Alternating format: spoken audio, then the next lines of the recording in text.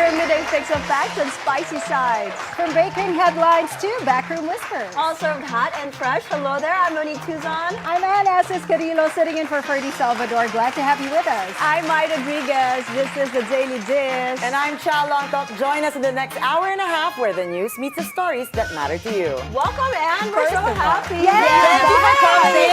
Oh my goodness, girl power today. All the way, all the Yeah, we're way. wearing green today. And And yes. our colors. Thank you for sitting in for Ferdy. Thank you for having me. Yeah. And because I'm wearing the highlighter colors, please give us the highlights for today, Mai. We are going to talk about BIR Chief Romeo Lumagi. He has been replaced, Yes. and people are talking about it. So we are going to get the latest from Hanati, who's monitoring this story. He is replaced by Finance Undersecretary Charlie Mendoza. So it's quite new. It's coming as a surprise to a lot Yes. of people, especially because the BIR just filed a 7.1 billion case against the Discayas, of course, who's very much known these days. So we'll see. So make sure to tune into Bilyonaryo because there are alleged talks that he will be moving to another department. So make sure you stay and watch Bilyonaryo for the updates. But we're also closely watching the condition of Enrile. Our prayers Yes. go out to him. He And is his still family, currently yes. in the ICU battling for his life. So we're thinking about you and we'll be monitoring as well. Also, Yes. another story we're monitoring today is Senator Bato de la Rosa. He is being urged to surrender amid reports that there has been an arrest warrant issued against him by the ICC. I That's actually right. also read an article online that the ICC may change the way they disclose who's going to be arrested or not. No, actually, they don't disclose until the person that needs to be arrested is already there They're there in because court. for some reason, Yes. it was Yeah, and out. any filing of an arrest warrant is now going to be kept from the Yes. public. It's Yes. going to be in secret. So they're we- urging him to surrender. But the thing is, this is still being verified by the Department of Right. Justice, by Department of Foreign Affairs, if there is an arrest warrant being issued by the ICC. So we'll see what's going to happen. And there's a lot of talk about whose jurisdiction really will it be under. Yeah. So. Okay, and you also have with us the news, of course, about engineer Reyes. Yes. Our prayers and condolences, of course, go out to the family of DPWH engineer Larry Reyes. He's the chair of the Bids and Awards Committee of DPWH Sorsogon District 1. So we are praying for... We are also very careful about this story because there's a lot of speculation Yes. on social media regarding the circumstances surrounding his death. But of course, we have to wait for the verified information about this story. There's Well, in been lighter news though, Chal. Oh, yes. So today we is gotta going to be... bring up the mood. Yes, today is going to be rock and roll for all of you this We lunchtime. got that rock and roll today. First up, we have music photojournalist Niña Sandejas, who will be joining us later on here on this I wonderful can't wait. couch. We're gonna talk about her works because she's done not only a lot of Filipino rock bands, but a lot of international ones like as well. Red Hot Chili Peppers. Yeah. I'm like, girl, I gotta talk to you about how that was. So I'm excited for that interview. And speaking of rock, we have Pinoy rock royalty, Basti Artadi, joining us today. He's going to talk about the new musical featuring the songs of the rock band Wolfgang. We've got hearts in our eyes. I know. I can't wait. You came at the perfect time. It's a rock and roll night today. He's so guapo. Kulang na lang, guys. Exactly what I said. I know. In green. Well, the we rock. could be like the Josie and the Pussycats, the band. We can Not be like so the rock, Bilyonaryo. but yes, we can pull it off. All right, That can be stay a TikTok tuned. today. Stay tuned for all those stories coming up. But first, the headlines.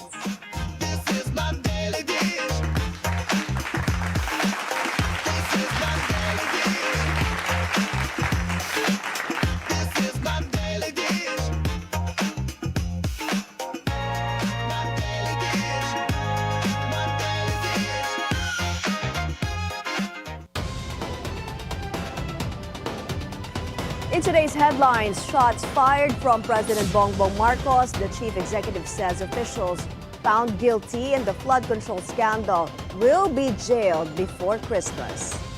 Wave the white flag, Senator Bato de la Rosa is urged to surrender amid talks about a possible arrest by the International Criminal Court over his involvement in the bloody war on drugs.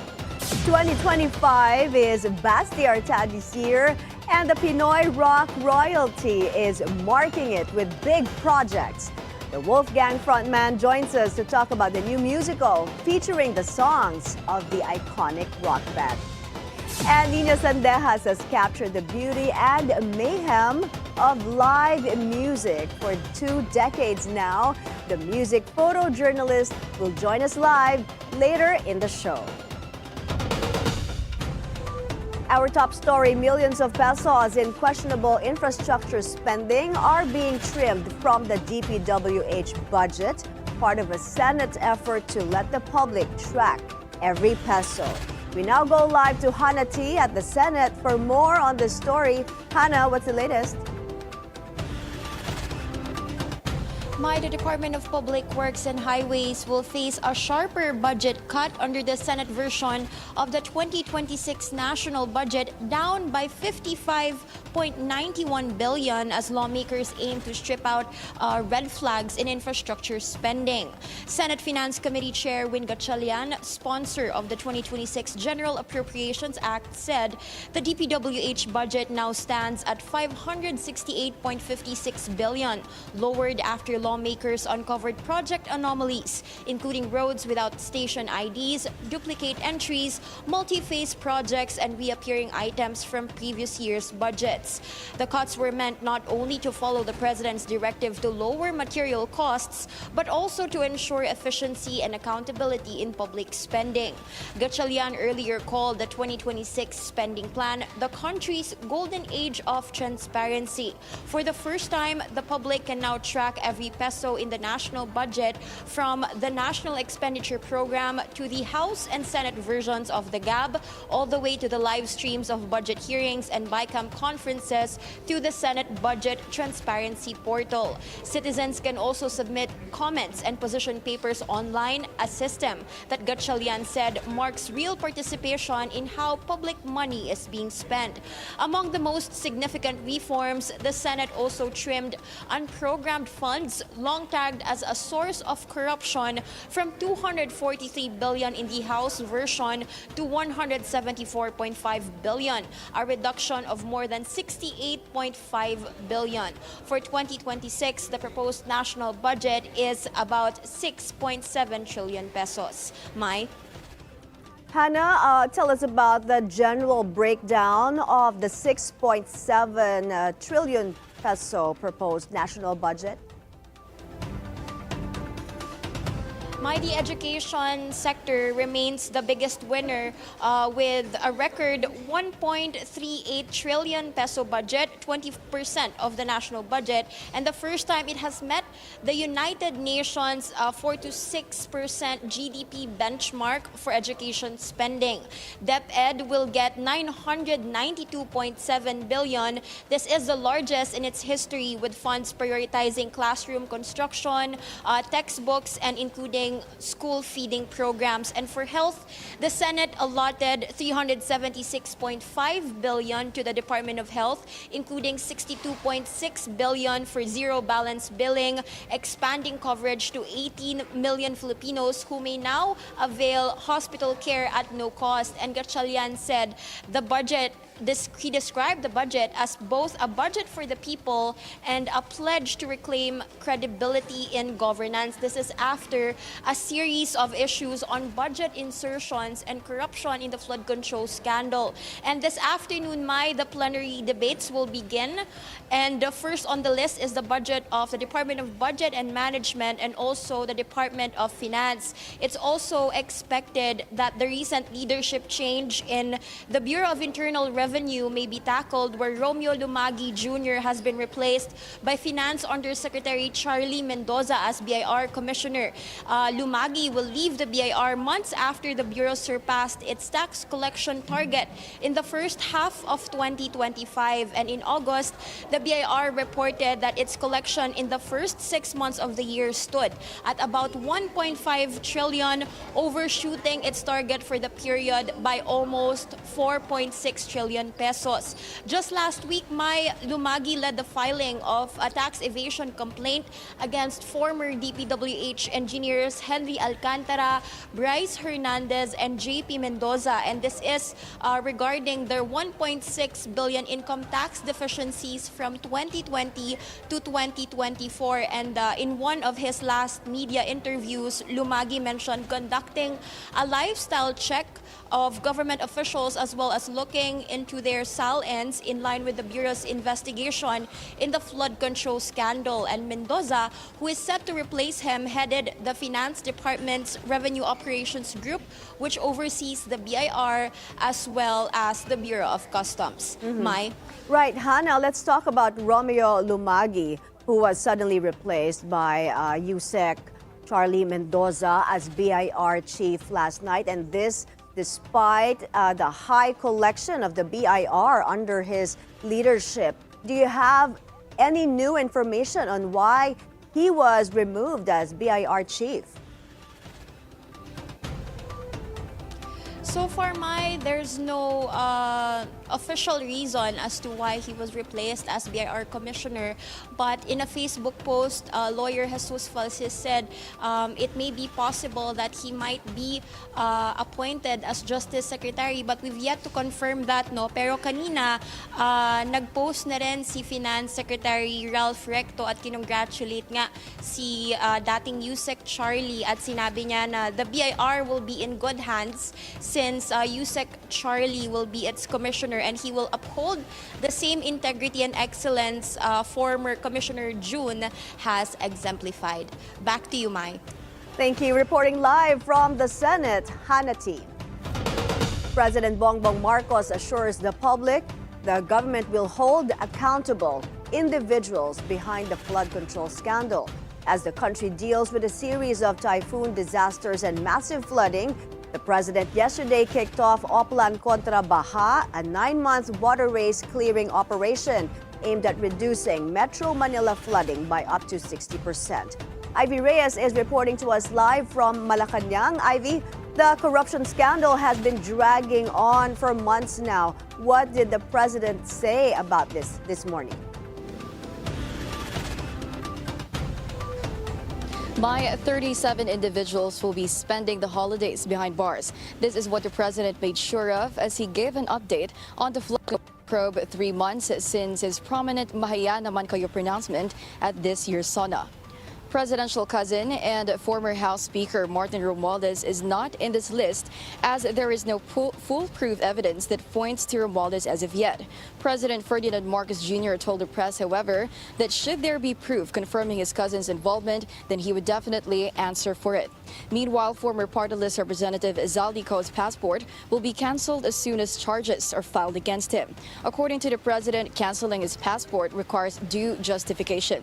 And as in previous conferences, the president iterates the administration's position of taking a slow but sure investigation process to prevent suspects from walking free out of technicalities. And as the flood control mess heavily wears the economy down, as shown in the all-time low closing of the Philippine peso at 59.17 yesterday, Marcos pointed not only recent disasters, but global economic trends. The Philippines isn't the only state experiencing economic hits, the president said.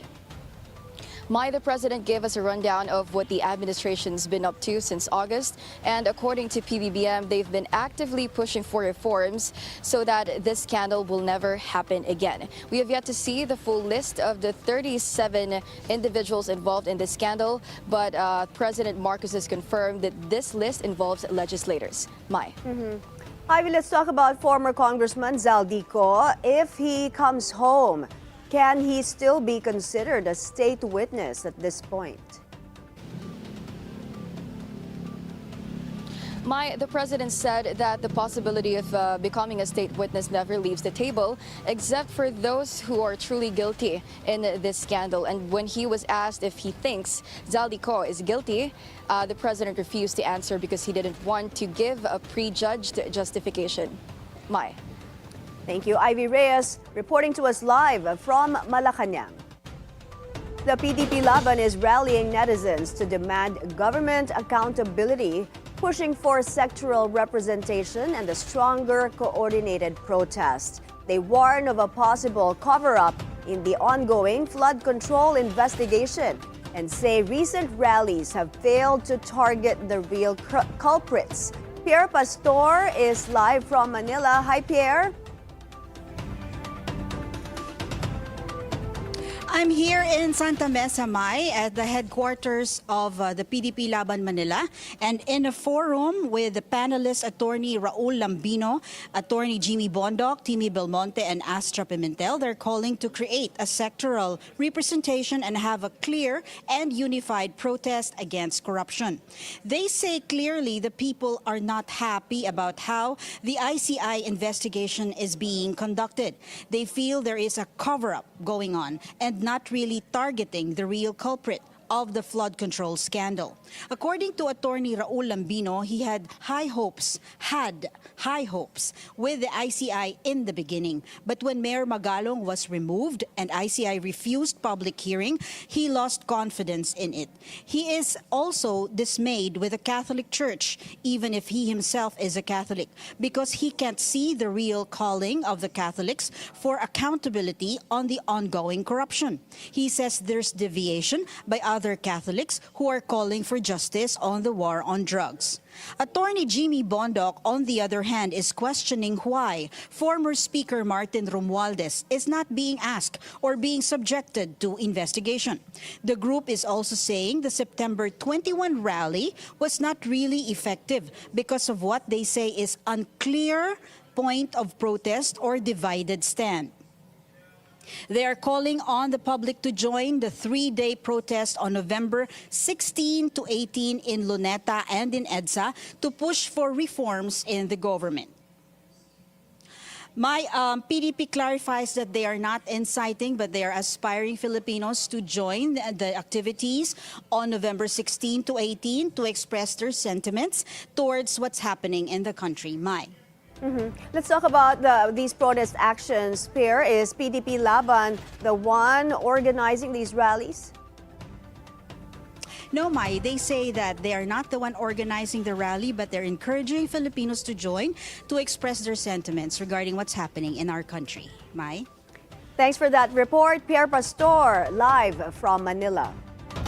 The Department of Public Works and Highways is mourning the passing of one of its own, Engineer Larry Reyes. In a statement, the agency says Reyes's family is requesting for privacy amid speculations and unverified reports on social media regarding the circumstances of his death.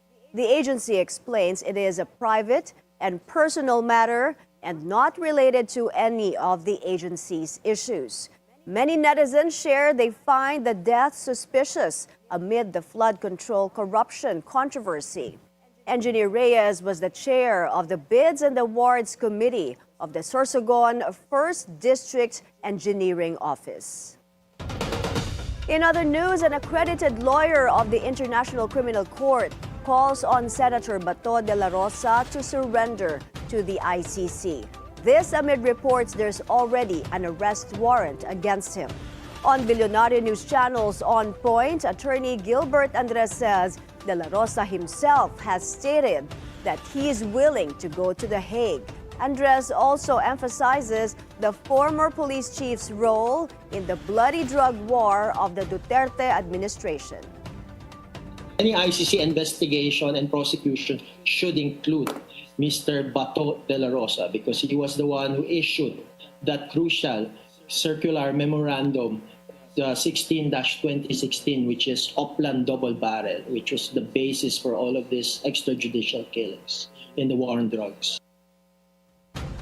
He also notes the Supreme Court's new rules on extradition cannot be applied Should the ICC order Senator De La Rosa's arrest? It's really surrender. Yeah. That's the code. Why am I saying that and not extradition? Because if you look at the recently promulgated Supreme Court rules on extradition proceedings, the definition of extradition really refers to a requesting state. But we know that the ICC is not a state, it's actually an international organization. Surrender on the part of Philippine authorities. I Now, see. as to who is that Philippine authorities, it's reasonable to read that it's actually the executive, the president. And Philippine state practice is that it actually surrendered a suspect to the ICC in the person of Mr. Rodrigo Duterte last March 12. Therefore, we expect that if the Philippines will actually be consistent with its state practice, it will also surrender anyone, any suspect that has an ICC arrest warrant issued against him or her. Andres also believes it is difficult to confirm the claim of Ombudsman Boying Remulla that an arrest warrant has already been issued against Senator De La Rosa. He explains the ICC does not publicly announce such warrants and that the DFA would be the first agency to receive the document. After Senators Joel Villanueva and Jinggoy Estrada, the Independent Commission for Infrastructure now plans to recommend the filing of cases against 3 more sitting or former senators in connection with the flood control controversy. Andrea Salve is on the phone to tell us more. Andrea, go ahead. My Independent Commission for Infrastructure chairperson, former Justice Andres Reyes Jr., refused to divulge further details, but he confirmed in a press conference today that 3 additional incumbent or former senators will be facing charges in the coming weeks as investigations into the flood control scandal continue. According to Reyes, these are 3 more senators on top of Senators Joel Villanueva and Jinggoy Estrada, who were recommended for criminal charges last month. When asked if more members of the House of Representatives could also face charges, the official said it would be premature to comment at this time. The ICI reiterated its commitment to fighting corruption, saying it stands with the Filipino people. Later this afternoon, the commission is expected to proceed to the Office of the Ombudsman in Quezon City to submit another interim report on a 74 million peso flood control project in Hagonoy, Bulacan. Investigations found that no structure was built at the site specified in the approved bid plans. The project, a riverbank protection structure in Barangay Carillo, was awarded to contractor Darcy and Anna Builders and Trading by the DPWH Bulacan 1st District Engineering Office. Charges for violation of anti-graft, malversation and falsification provisions of the revised penal code will be recommended against former DPWH engineers Henry Alcantara, Bryce Hernandez, Ernesto Galang, Jolo Tayaw, John Michael Ramos, Limuel Roque, and contractor Darcy Respicio. The ICI will also ask the Ombudsman to assess possible violations of the Code of Conduct and Ethical Standards for public officials and employees by former DPWH executives Manuel Bonoan, Roberto Bernardo, and Maria Catalina Cabral, among others. Back to you, Mai. Thank you, Andrea Salve reporting. We'll have more stories for you after the break. The Daily Dish. We'll be right back.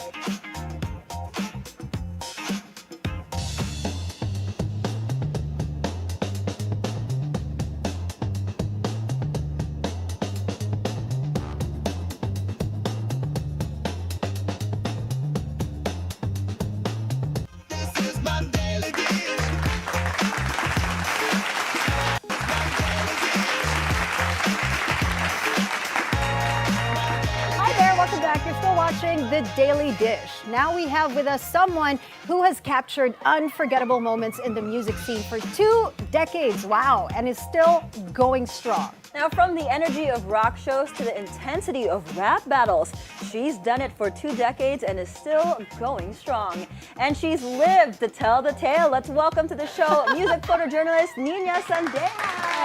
Thanks for having me. I love the intro because that also good that she lives to tell the tale. Oh, yeah, live to tell laughed the a bit. tale. Oh my goodness. She's still alive and she's still young. No, Niña, you've done this for 20 years. Yes. And actually, Anne, you know what's so 20 years interesting is a long time. It is a Yeah. 21 actually. 21. 21. There you Wow. go. And she started actually as River Maya's stylist. Yes, that's how And I started. and then they told her one of the concerts to like, hey, can you capture the moments? Tell us how that all started. So I was their stylist, and usually I just bring a camera just to document the clothes, just for my portfolio. And then later on, it evolved into taking pictures of the band themselves, and it just snowballed from there. Okay, so 21 years of doing this, of being an authority when it comes to music photojournalism. How do you keep things fresh, and how do you stay excited? I always say that you have to look at the good in the artist that you document. That's the only way that you could stay with them for like a really lengthy period of time. Because Okay. most of the bands that I document, I don't do like one shows. Usually I tour with them, I travel with them. So it's a whole experience. Yeah, it's a whole experience. Like I would sometimes live with them when they would be on tour in Airbnb. So it's like a temporary family. Each and every band that I join, and then when the project's done, you kind of move on to the next band. That's so cool that you get to join them on tours, but I know the tour life is exhausting. It is. But from the 21 years that you've done all of this, has there been a memorable tour that you've done that you're just like, wow, that really is, I will never forget this? Yeah, it's actually Kamikaze's Tagpuan tour.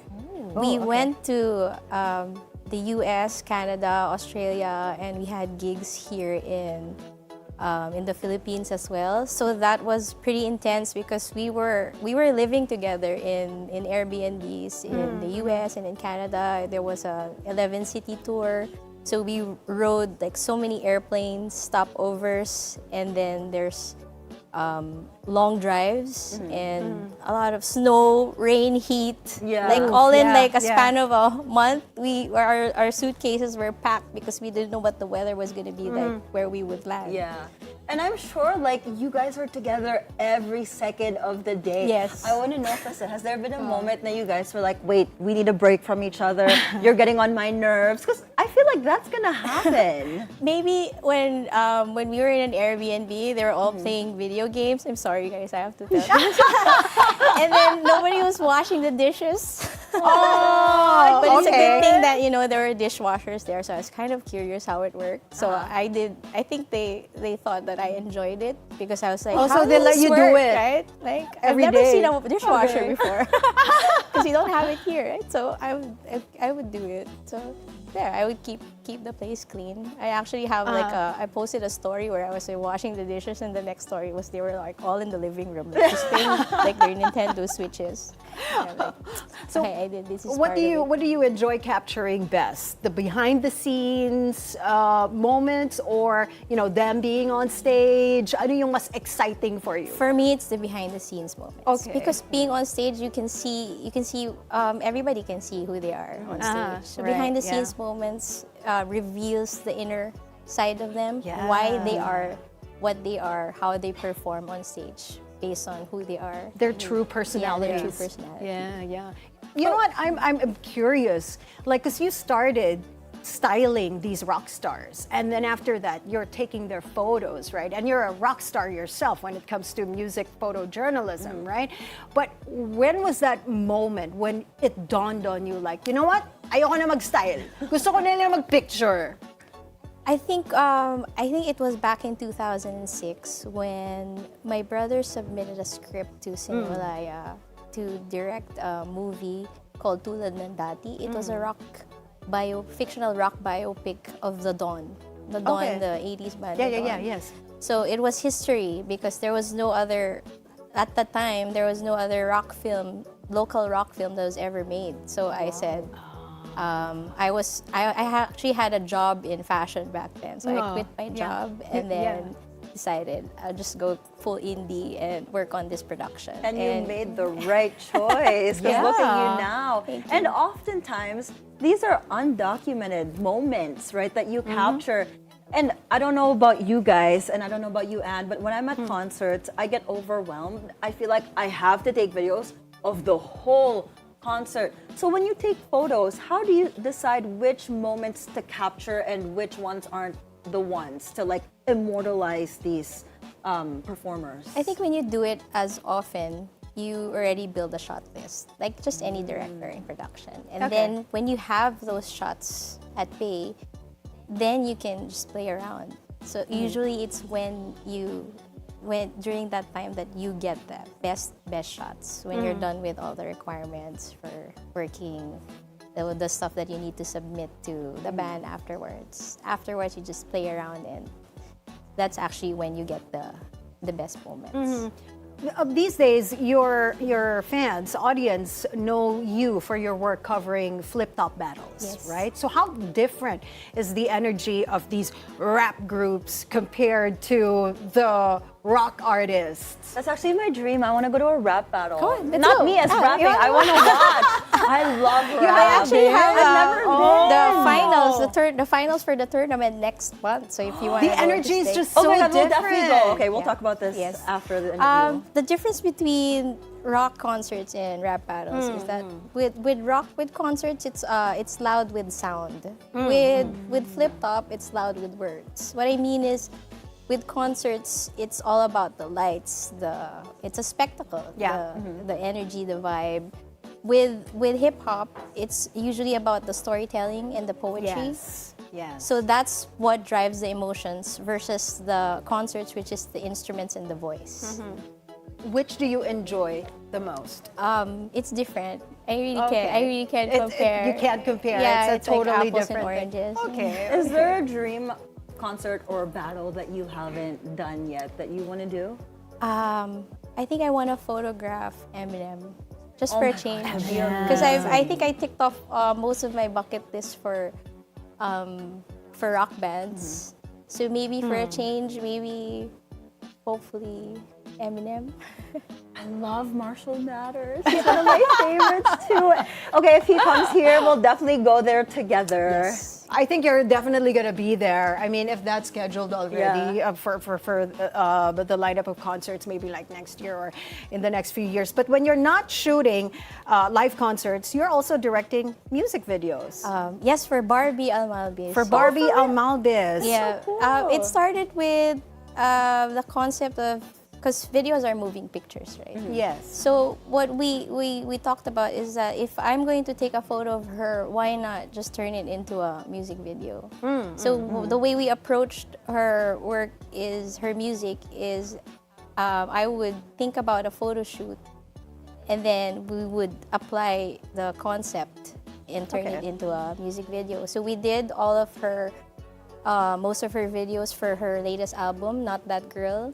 And this one, I think you're showing now, is the one we shot in Shibuya Crossing in Japan.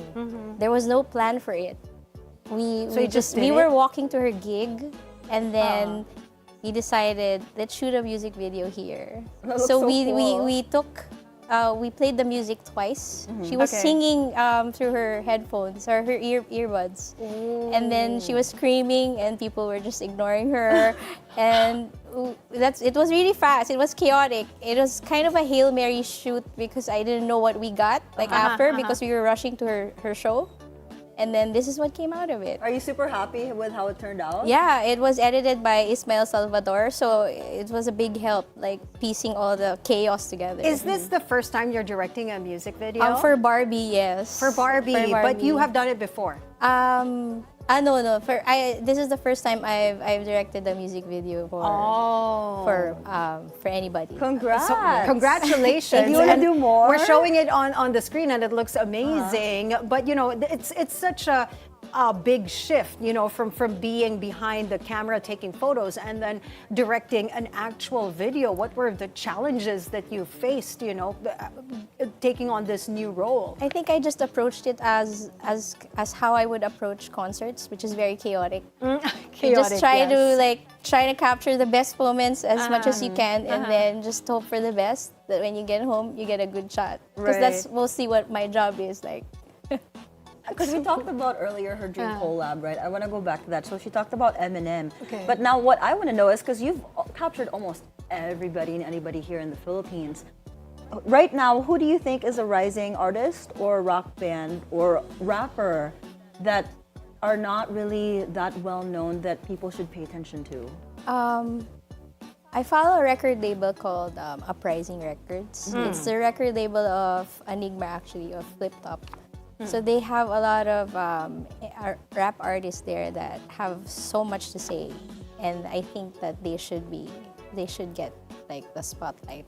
Oh, I definitely want to watch. This is actually like the logo of their Like this? place. It's like that emoji. Yes. Okay. Cool. And you have this other project you've announced, Alt 164. Yes. This is a collection of limited fine prints starting with Kichi Nadal and River Maya. What can you tell us more about this project? So Alt 164 is a play on my name, actually, Okay. because I have my name is has Enye, the N with a tilde. Yeah, we were talking about that earlier. So the only way you could type it up on a Alt 164. is Alt 164. That is so cool. Yes. So I use it as, it's actually an imprint. Okay. It's my company, and we're going to publish photos and books, and I have a book coming out in January. I don't want to preempt it, but I will announce it there. Okay. On the pages, Alt 164, and that's going to be a surprise.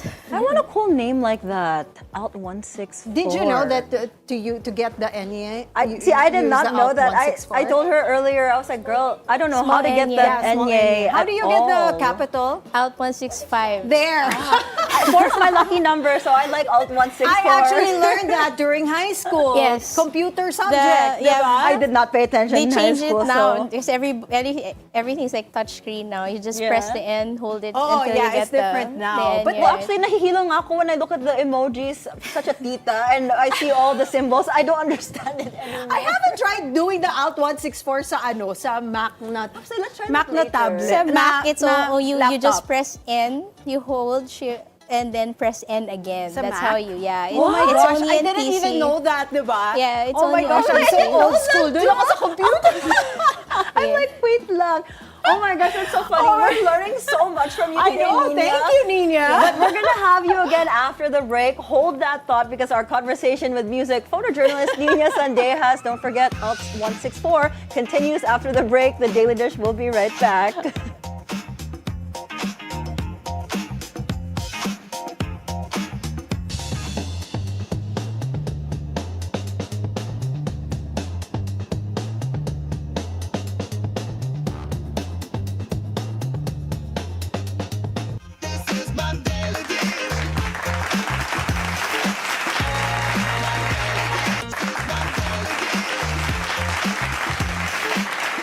Hello there, welcome back. You're still watching The Daily Dish, and we're still talking to our guest today, music photojournalist Niña Sandejas, Alt 164. Thank you. So Niña, because we're going to show some of your photos, but before we get to that, I wanted to address the elephant in the room. Like everybody, especially creatives, they've been talking about AI. AI-generated images, AI-generated photos. What's your take? I can only speak for my field, which is music photography. Right now, I've been noticing a lot of pages that have been posting old photos of musicians that are generated through AI. Yeah. And then a lot of fans believe that these are the actual images of the musicians. Because sometimes you can't tell, it's hard. But since I'm a photographer who have worked with these people, I know what their face looks like. Yeah, yeah. So it's dangerous for these musicians that maybe eventually people don't know what our musicians actually look like anymore. Yeah. So my take on it is that it's very important to be a music photographer now, to preserve what our musicians actually look like. Yeah. Because eventually everything will be just just blend into AI anymore, and just not differentiate between AI music and AI musicians. So it's very important to be able to capture live musicians so you can see that there are actual people who are making this music. Exactly. I love her answer. Yeah. Anne's very anti-AI. I'm not really anti-AI, but I feel like AI should be like an assistant. Yeah, That's you have the to thing, be there's a responsible. But for there should using be it. laws as well protecting the But how do you artists. think it can be beneficial for creatives, photographers, musicians? I think more because if you're an artist, you tend to be a bit chaotic, especially with your workflow, your when you're running a business. Yeah. So mostly just probably organizing the business side of your work. Yeah, Which yeah. is like your schedule, the stuff that you have to do. Yeah, but that's basically it. Not really recreating what we do and replacing Yeah. the minds behind all these. because I tried it and it cannot, even if you put your actual photo there, it changes somehow. Yeah. They Yeah. regenerate it into something else, and you can actually see in the eyes that their soul is not there anymore. Yeah. That's so true. But before we go to our cute and fun segment, I have two more questions for you. So my first question would be, if somebody is looking through your gallery, your archives, who's not familiar with the Filipino music industry, what story will your photos tell? I think it would tell my journey as a person, why I followed these musicians and what I was searching when I was following them, because these are our idols. So when we idolize these people, they're your heroes. You want to look at the good traits in them. That's why people follow them. So that's what you want to show. So with every band that I document, with every scene that I document, my takeaway is always like what they have contributed to the fans, to the scene. What good did they do to the community? So that's what everybody will look like, regardless of what my gallery will look like, regardless of what the music is. And my last question, I love your answer. You're actually mentoring, right? Photographers who are interested in doing the same thing you are doing. How is that mentorship program like, and what legacy do you want to leave with the younger generation? I don't really think about my legacy in terms of I just want to be able to, for younger photographers to understand the importance of documenting our music scene, because there's not enough. When I started, there wasn't enough people who were documenting our musicians and telling their stories. So what I'm teaching, because I want them to know that what they're doing as music photographers is more than just taking photos of concerts, but they are documenting history. What's a pro tip from you? You know, when it comes to covering live music concerts. Maybe just get a shot list, because it's very chaotic. Okay, it's very chaotic. So you just have to know what kind of pictures you need, and then have fun. Come in with a plan. Yeah. We're gonna talk about now some of her photos and basically a show and tell portion of our segment. So we're gonna have 8 photos that we're gonna show on the LED screen, and just basically tell us what was happening when you took that photo. And we also have, because Chal is also asking, our other anchor Chal, Del Rosario, is asking, you've had basically a whole like a nice set of people you've already taken photos of. My bucket list. Your Yeah, bucket your list. bucket And Eminem list. is part of that bucket list. Who are those that you checked off on your bucket list already? Like this one, it's Foo Fighters, the photo that you're seeing. I got another confession to I make. love this photo because it's more rare, because that was the time when Dave Grohl's leg was broken, and he had this whole Dave of Thrones thing going on like behind him. So it was taken in Japan at Fuji Rock Festival. That's so sick. Okay, we'll do the next Other one. bands are like maybe Alright. Radiohead. I've taken photographs of Radiohead as well, and Nine Inch Nails, Smashing Pumpkins. Have you done what is it? Red jumpsuit apparatus yet? Oh no, not yet. Yeah. That's on my bucket list for her. I'm adding no. Adding on our bucket. Okay. Okay, let's see our Let's next see photo. the next photo. This is a portrait of the Eraserheads back in 2013. You should have like a background music as we're and playing then this. this was taken in like this was taken in less than 5 minutes. What? Really? Because they were doing a rehearsal / media interview, and then when Okay. it was done, I was like, "Can I take a portrait of you guys?" But they were very stiff. It's like taking pictures of, taking an ID picture of the four of Oh, them. so paano mo sila So na? I told yeah. Ellie, because everybody was just stiff. You know how bands, they just stand there, they don't know what to do. Yeah. So I told Ellie, maybe you can shake your head a little bit, because just for them to relax. And then what he did was he leaned on Raymond Marasigan Okay, and then yeah, click yeah. it, just one shot, and then that's it. And I said, I don't want to take any more photos of the eraser heads because I don't think anything could top like this particular This one. sweet moment Yeah. Oh, that's of them. And the emotion from this Yes. one. Yeah. Okay, It let's feels show so our natural. next Okay, next photo. Oh, this is your This is very River Maya. first band, River Maya. Yeah. With Oh, BM. this is a This is with BM. nice picture. Yes, this was during the River Maya reunion last year. Okay. The lineup, the original lineup with Bamboo. So this was one shot as well.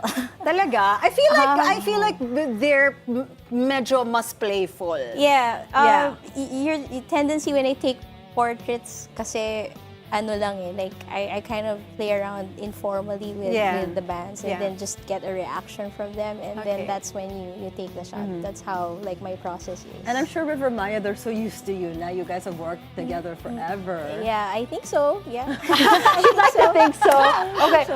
Okay, our next photo, what is it? Fornat ba tayo? Yes. This is Flea of Red Hot Chili Peppers. Oh my gosh, you got the Red Hot Chili in Hong Kong in 2011. How far were you from him? You can see all the powers.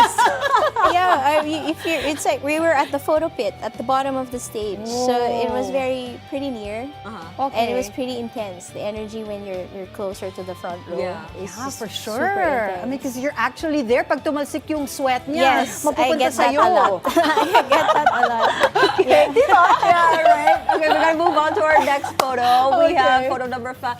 Oh, it's Yi. We got Kanye. Yes. That's a nice photo with the contrast of the lighting Yeah, with his the jacket. lighting is That's nice. a great It's photo. perfect. This was the lights were just really dark. I think that was the effect, and he was so nice because we were supposed to take pictures of him for 2 songs only.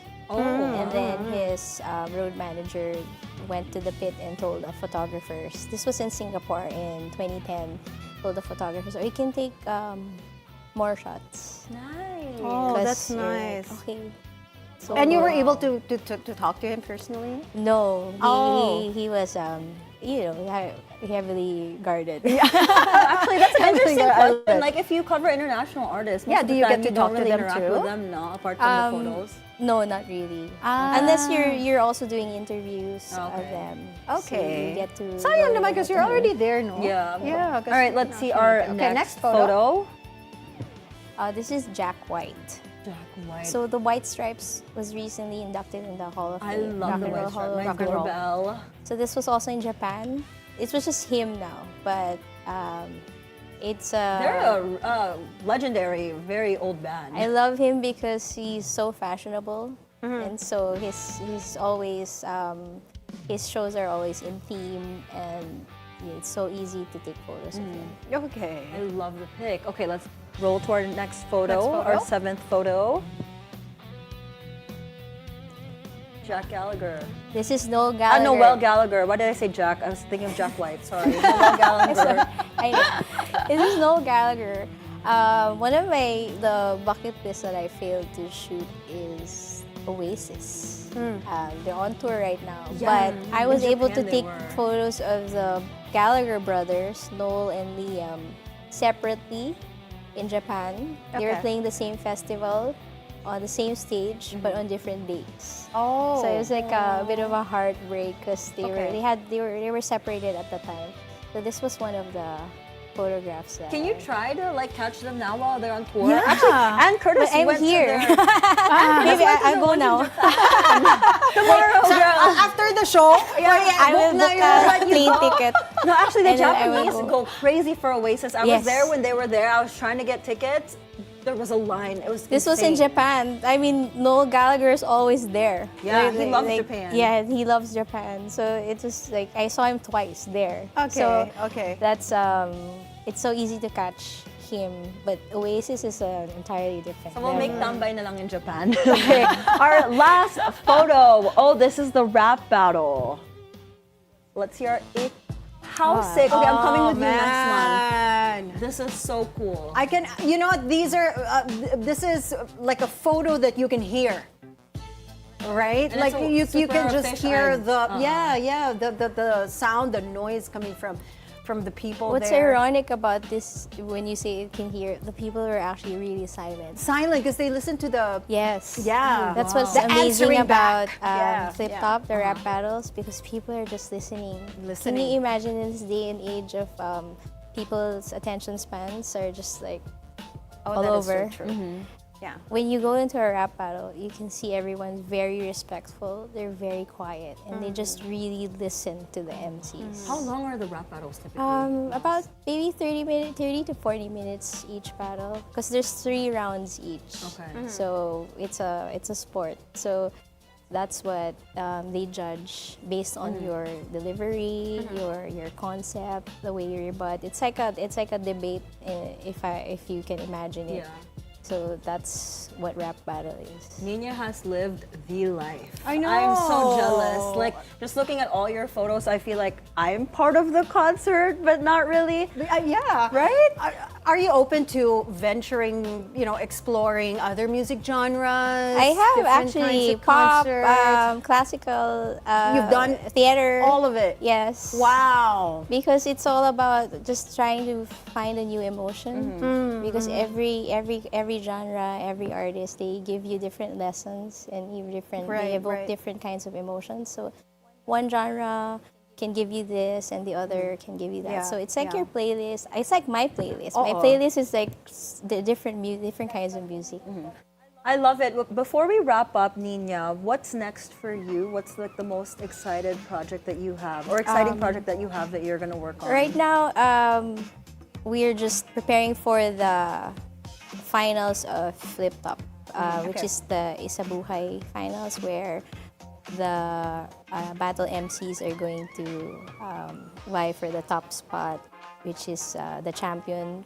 Previously, MCs like Looney won that championship. So that's the next thing. It's We'll going to happen definitely be in December 13 and 14 next month. So follow Flip Top for news about that. Maybe you Wait, can I'll go. be in the pit with her. Baka ma-discover pa ako there as a rapper. As a rapper? Just kidding. This is all in Tagalog, no? There's no way. Let's go. Just kidding. Anyway, Niña, thank you so much for joining us. Thank you, Instead of being in Niña. Japan chasing Oasis down, we really appreciate it. That was music photojournalist Niña Sandejas. Now, a certified Pinoy rock icon marks 2025 with a series of big projects. Wolfgang frontman Basti Artadi will join us live after the break. The Daily Dish will be right back.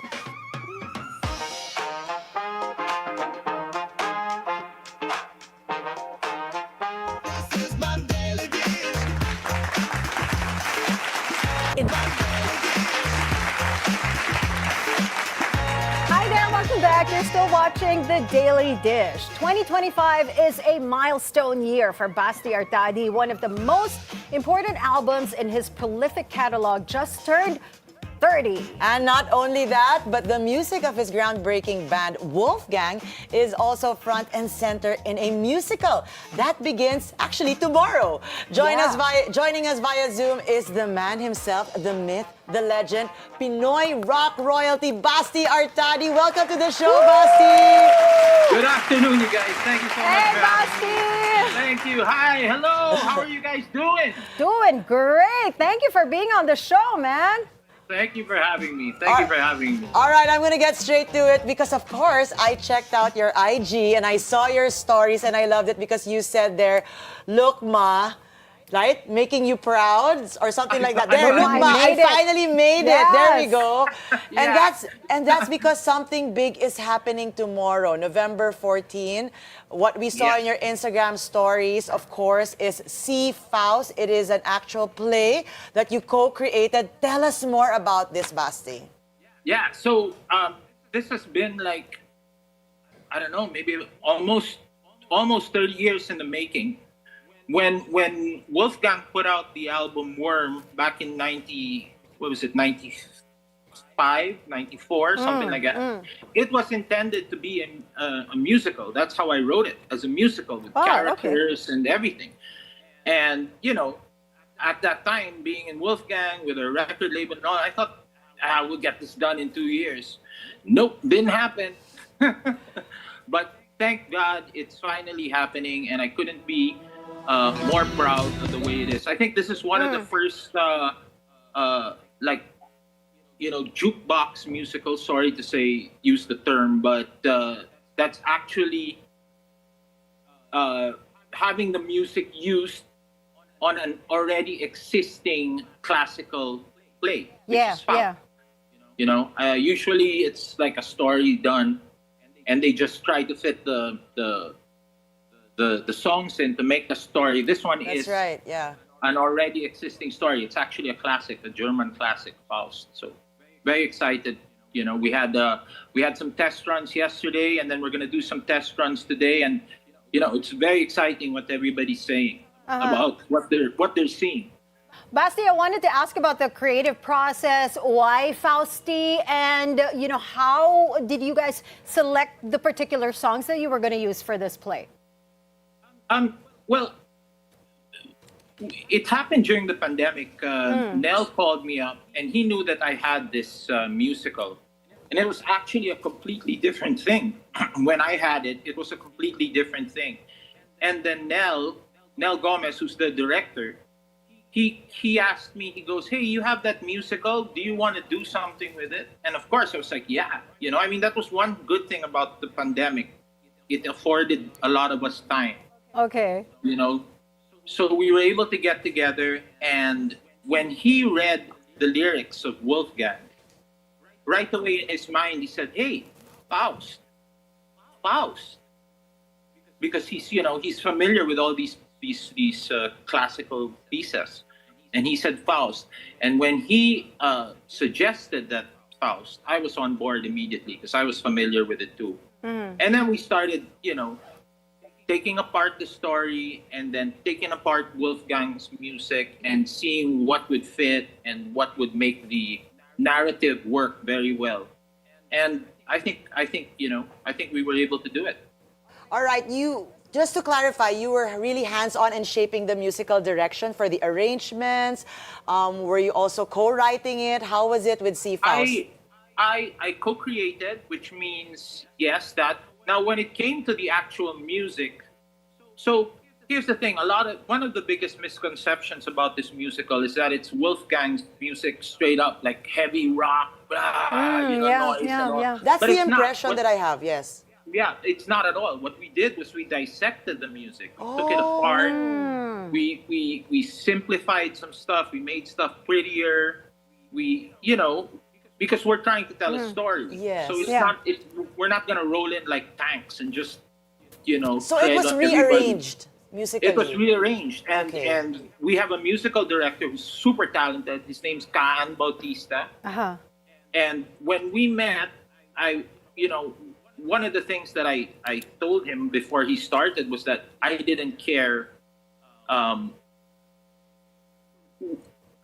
Treat the music with respect, of course. No, but I didn't care what he did with it, as long as people could still hear the original song and the original theme of what that song was.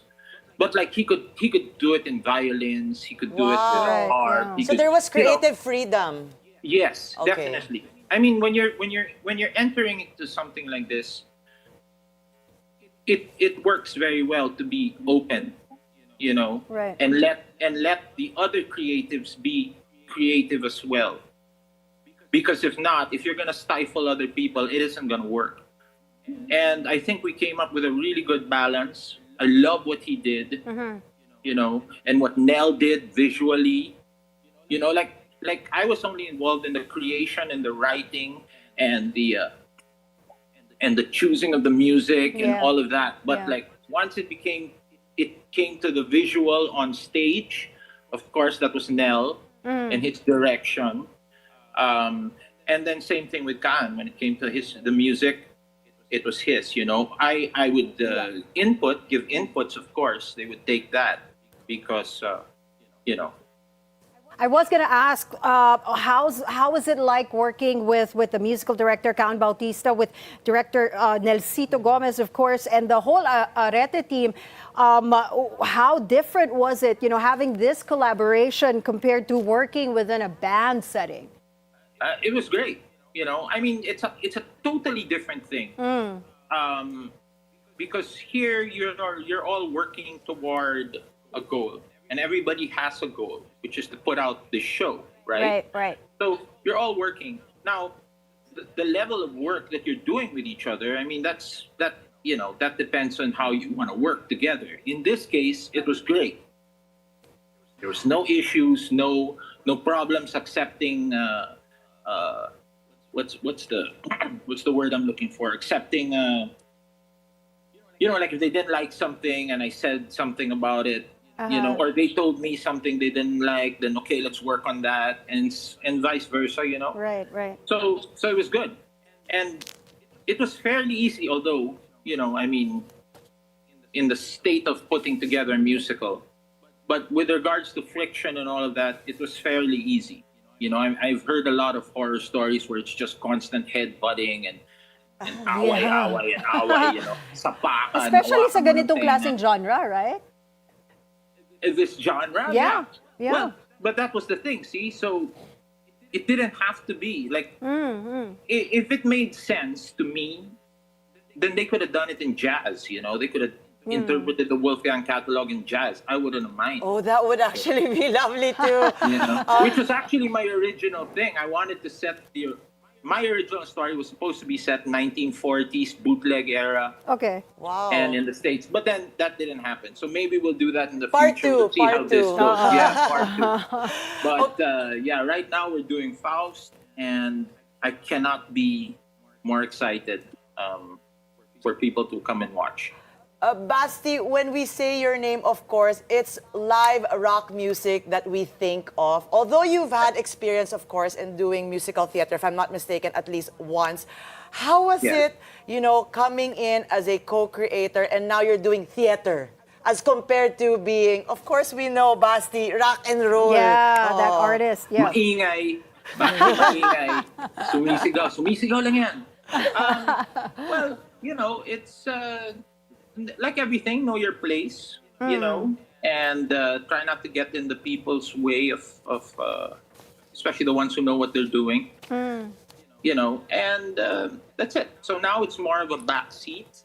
Like in Wolfgang, I'm at the front, and I'm the one singing, and I'm the first one to get hit by the peso. When they throw a piso, I'm the first one to get hit. But here... You get to throw it. Yeah. I get to throw it. You take a back seat, but then the beauty of this is, when you're in a band, you don't see what other people see. You just feel and experience it through their enjoyment. Now I'm hopefully, unless they start throwing tomatoes at us, but hopefully. If people enjoy it, I will get to not only experience their enjoyment of what we created, but also experience it by seeing it. Seeing our vision in front of us. Coming coming through. Yesterday was my first time to actually see the set, the lights. All the actors were all fantastic, by the way. Their voices are so beautiful. I cried the first.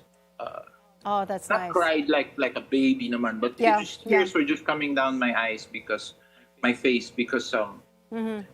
was seeing it. This is something I thought wouldn't happen.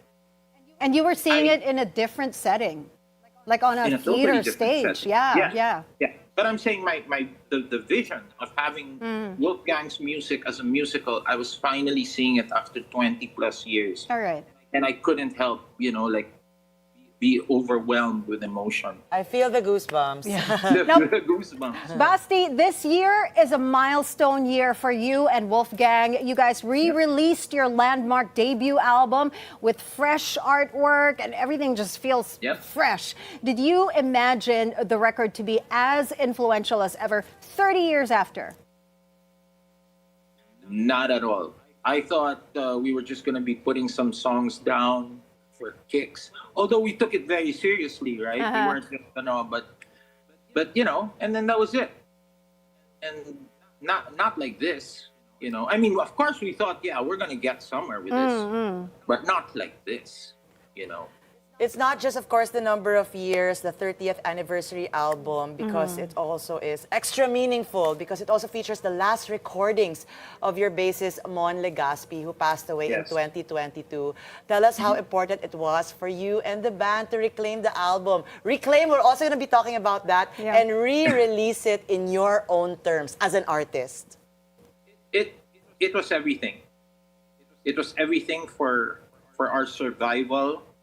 For, you know, when the other version was released, you know, without our consent or our knowledge or anything, when I saw it, I swear I almost died. Oh.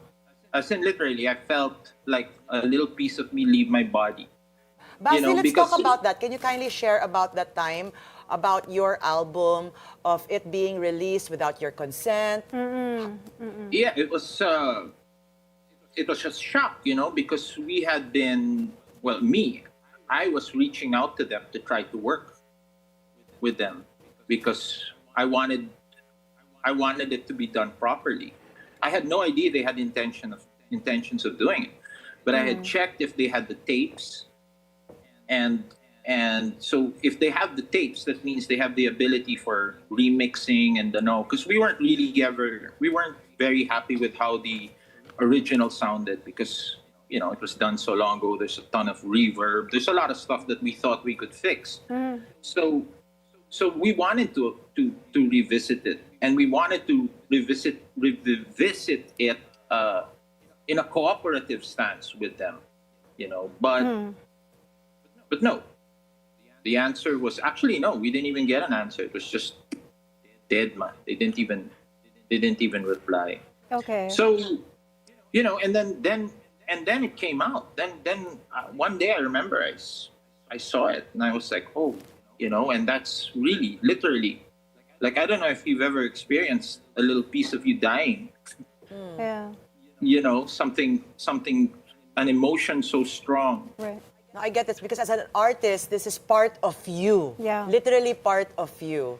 Yeah, honestly, that's my most personal album, because that album was literally, you know, songs about my dad, songs about my family, songs about because that's all I knew how to write at that time, was straight personal feelings, you know.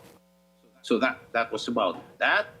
My first breakup experience, you know. And to see somebody just basically take control of it. We haven't had control of that album for 30 years. Speaking about control, I just want to bring in again, because you did give such powerful statements about the vinyl records. And I believe in what you were saying there back when, you know, there was an offering for you guys to release it through vinyl. But the offer for you guys was what? 2 pesos ata, as compared to how much it was going to make? No. There was never any offer. Oh, okay. Okay, tell us about that. Well, the assumption is if there's no other contract, then the only contract that we would be working off of would be our original contract from 1992, right? Yeah. Yeah. Because we didn't sign any new contract, we didn't sign anything. So what they basically the assumption was that would be what we would be paid.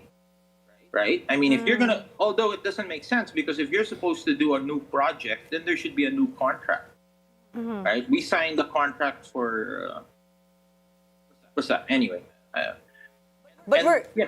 But after all of this, of course, 30th anniversary, we're just so happy that you guys and you are very much back. Yeah, you are Check this out. reclaiming. Here's another thing, you guys. So Okay, go ahead. Wolfgang celebrated 20 years here in Ateneo. 20 years. We Arete. had our Arete. 20-year concert here in Ateneo, and now we are kind of celebrating 30 years another way here at Arete for this musical. Isn't that amazing? It is amazing. Parang And I'm coming from back Lasal. to Parang homecoming. Teo Yes, has shown yes. me and my music and my art more love. So Basti, which song do you think aged the best? Halik ni Judas, As Oceans, Natutulog Kong Mundo, Darkness Fell. Which song aged the best or hits differently now compared to when you first wrote it? Well, unfortunately, Judas is still is still relevant, maybe even more now. Yes. But I always gravitate, like if somebody ever asks me what song would encapsulate or, represent Wolfgang, it would be Mata ng Diyos. Wow. It has the emotion, it has Mon Legaspi's amazing lyrics, and it's basically, I think if you were to, encapsulate Wolfgang in one song, it would be Mata ng Diyos. And that's one of my favorite songs. Basti, kami ni Anne, we're gonna be honest. We might not be so much into rock, but we always knew na pinakilig mo kami when we were in college. Oh, yeah. Once you're on stage, grabe, iba na. Okay. Parang we're still kilig now. Oh my God. Grabe, Still kilig now. See Oh my Basti God. right here at the Daily Dish. Okay. Oh, nuts. I have a question The though. OPM scene, you know how it changes through time? Yes. I would say it thrives into cycle. The 90s, syempre, may mga bands yan where you guys also emerge from. You've got, of course, I think early 2000s, mga acoustic. scene. Yun. Yes. Okay. Right now, right ano now, naman? P-pop era. Oh, yan, mga P-pop. SB19, Beanie, they're leading the charge. How do you see the state of Pinoy rock today? Well, it's changing. I just attended the Filipino Music Awards the other day. And it was very eye-opening. There's a whole lot of art and artists that, I wasn't familiar with. And it's developing, and you can see that they are going with the times and that they watch what's happening around. So we're not getting left behind. But yeah, so of course I'm an old guy, right? So I have my things that I like I like live music. Yeah. I like, musicians playing and all. When I watched that, a lot of it wasn't, it was more people singing to tracks and stuff. But I mean, that's just the way it is. You can't fight things, So eventually, like the cycle goes, it will come back around and it'll be something else. As long as it's growing, as long as it's changing, as long as it's still moving, and as long as there's still people listening, then that's a good thing. Beautifully said. Yeah, but Basti, before we let you go, please do invite our viewers to catch the play that is starting tomorrow. And of course, watch out for that Wolfgang 30 album that's coming out. Yeah. So it's going to be happening. I got to read it, right? It's going to be happening at the Doreen Black Box Theater here at Rete Theater in Ateneo. And the dates, it's this weekend, 14, 15, and 16. And then next weekend, 20, 21, 22, and 23. Tickets are available online and they'll be over here as well. And thank you for showing that. And then that's the dates and times. We're going to be having some afternoon shows and then some evening shows. And I'm so happy and proud that this is happening. And thank you guys for helping spread the word. And and this is going to be, to those who watch, you're going to finally hear the lyrics. The lyrics of what I wrote and what Mon Legaspi wrote. You're gonna hear it. Like there were some kids yesterday who watched and they were like, they thought that the lyrics were written specifically for this Faust musical. The play. Yeah, and that's how amazing it is what ended up happening. And we got some new fans. That's awesome. Thank you so much. It's been rock and roll this afternoon with you, ladies and gentlemen. Pinoy rock icon, Basti Artadi. Maraming salamat. Maraming salamat. Thank you guys so much. I'm sorry to your staff for giving them a heart attack. No problem. We love you. Now we got more stories for you guys after the break. The Daily Dish. We'll be right back.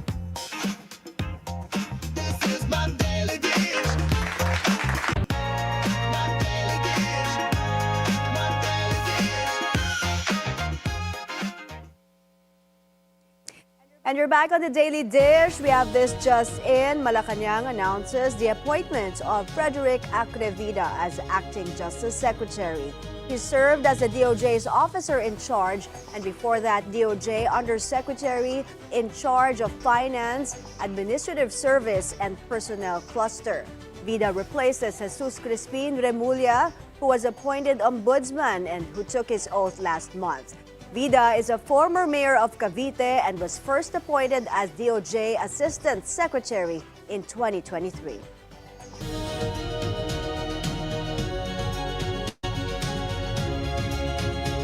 After more than 2 centuries, the United States is minting its last penny.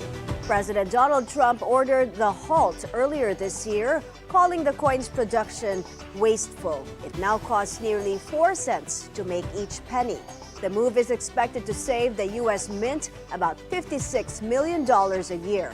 However, pennies will remain legal tender, with around 300 billion still in circulation. The U.S. joins countries like Canada and Australia that have already retired their smallest coins. The longest government shutdown in U.S. history is finally over. Congress has approved a deal to reopen the government after 40 days. The House voted 222 to 209 to restore food aid, pay federal workers, and restart air traffic operations. President Trump is expected to sign the bill, which keeps the government funded through January 30th. The shutdown ended without a clear winner. A new poll shows half of Americans blame Republicans, while 47% blame Democrats. The healthcare subsidy dispute that fueled the standoff remains unresolved. For now, federal workers will finally get paid, and the U.S. government is back in business, at least for now. In Brazil, indigenous protesters are defending their decision to storm the gates of the COP30 climate summit. They say it was a desperate call to protect the Amazon. The clash happened outside the venue in Belém, where world leaders are discussing climate action. Protesters insist they wanted the government and the United Nations to listen to their pleas as deforestation continues. Inside, talks focus on climate funding, as a new report says raising $1.3 trillion a year by 2035 is still possible, but warns failure to act could be disastrous. Scientists say the Amazon rainforest could start dying if global temperatures rise past 1.5 degrees Celsius, a level expected by 2030.